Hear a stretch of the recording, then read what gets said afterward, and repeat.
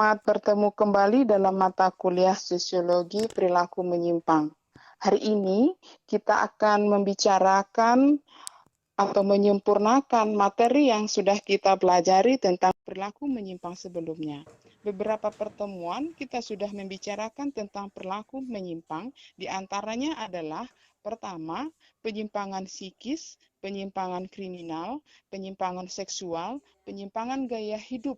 Dan hari ini kita akan berbicara tentang penyimpangan konsumsi.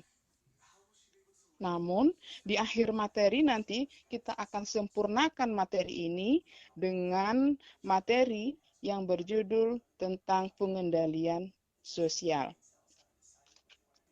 Baik, mengenai penyimpangan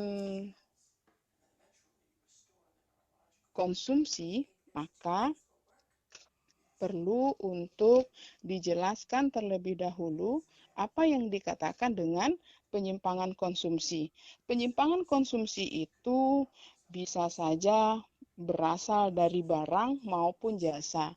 Nah, maka penyimpangan konsumsi itu bisa dikatakan sebagai semua kegiatan yang menghabiskan nilai guna barang dan jasa secara berlebihan. Indikatornya ada beberapa. Pertama, mengkonsumsi sesuatu secara tidak lazim, seperti mengkonsumsi beling atau mengkonsumsi darah. Yang kedua, mengkonsumsi yang dilarang di dalam norma.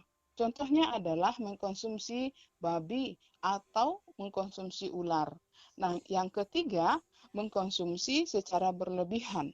Contohnya adalah makan sesuatu secara berlebihan. Durian misalnya, Anda bisa saja mengkonsumsi durian secara berlebihan. Kemudian selanjutnya, indikatornya adalah mengkonsumsi sesuatu yang bisa merusak diri. Contohnya adalah memakan makanan yang expire, jadi melebihi tanggal yang semestinya untuk dimakan. Nah, kemudian kita akan membicarakan tentang jenis penyimpangan.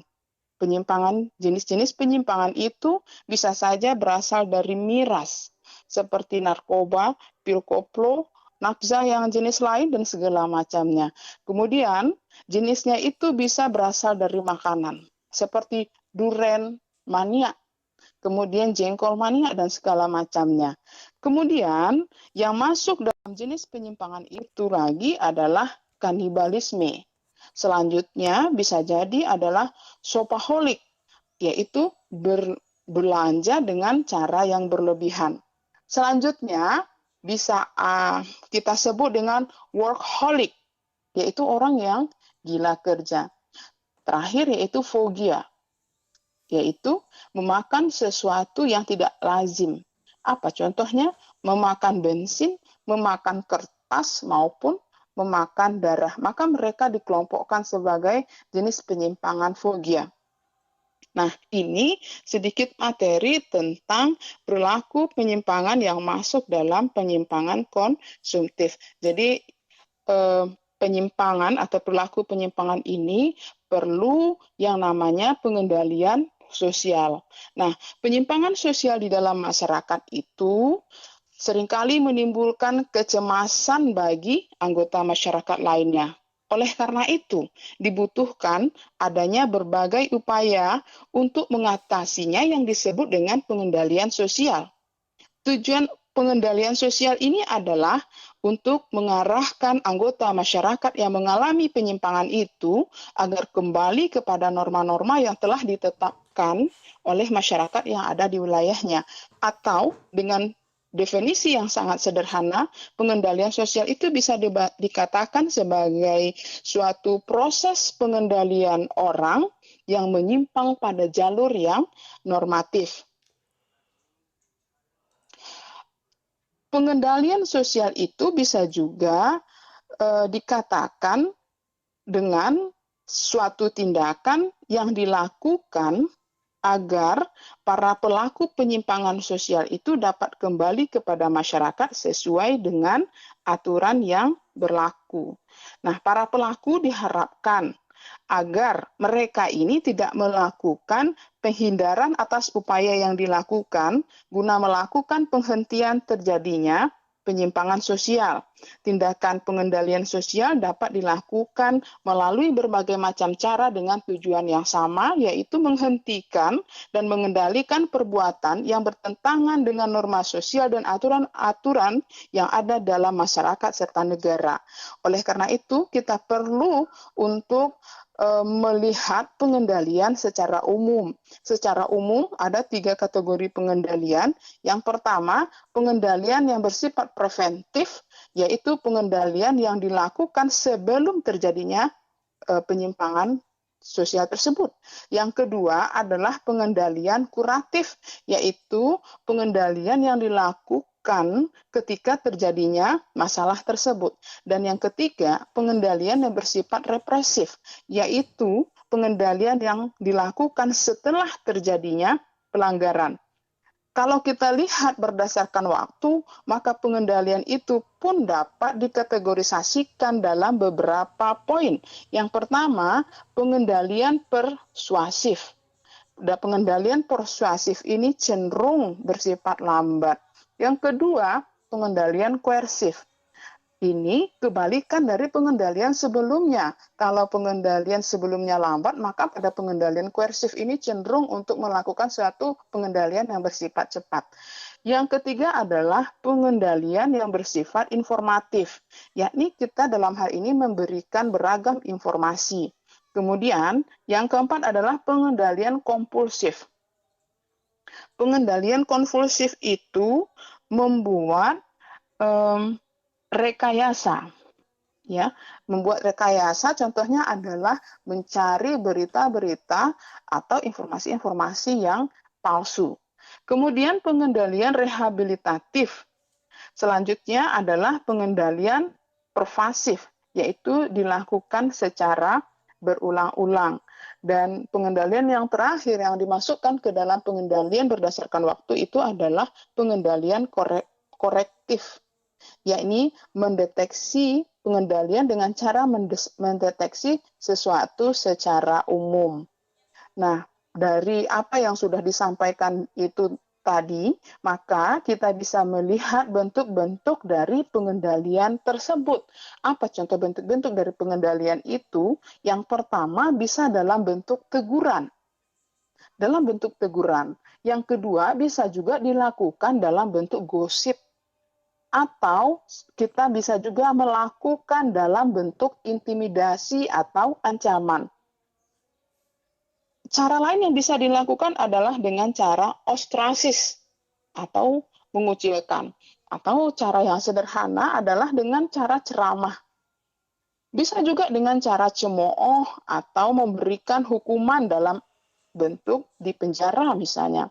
Atau bisa juga bentuk-bentuk pengendalian yang bisa dilakukan adalah dengan fraudulence, yang didampingi oleh para bodyguard.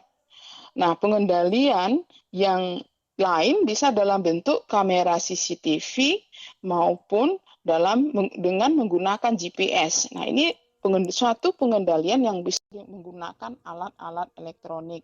Nah, yang paling unik adalah bentuk pengendalian yang menggunakan jasa makhluk halus. Nah, itu adalah bagian-bagian yang bisa dijelaskan dari pengendalian secara umum.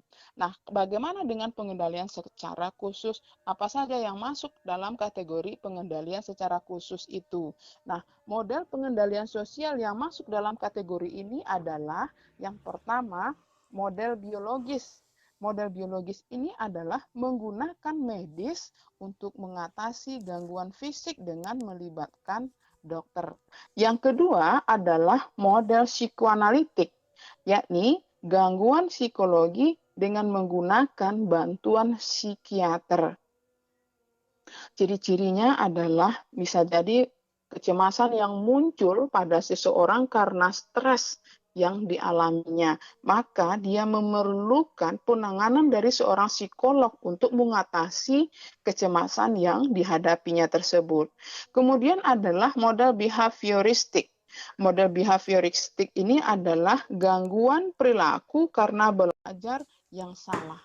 Jadi karena lingkungan, karena cara belajar dari lingkungan yang salah sehingga memberikan dampak terhadap perilaku yang juga salah. Nah, ini masuk dalam model behavioristik. Kemudian yang keempat adalah model humanistik. Nah, model humanistik ini terjadi karena terdistorsinya perkembangan kepribadian.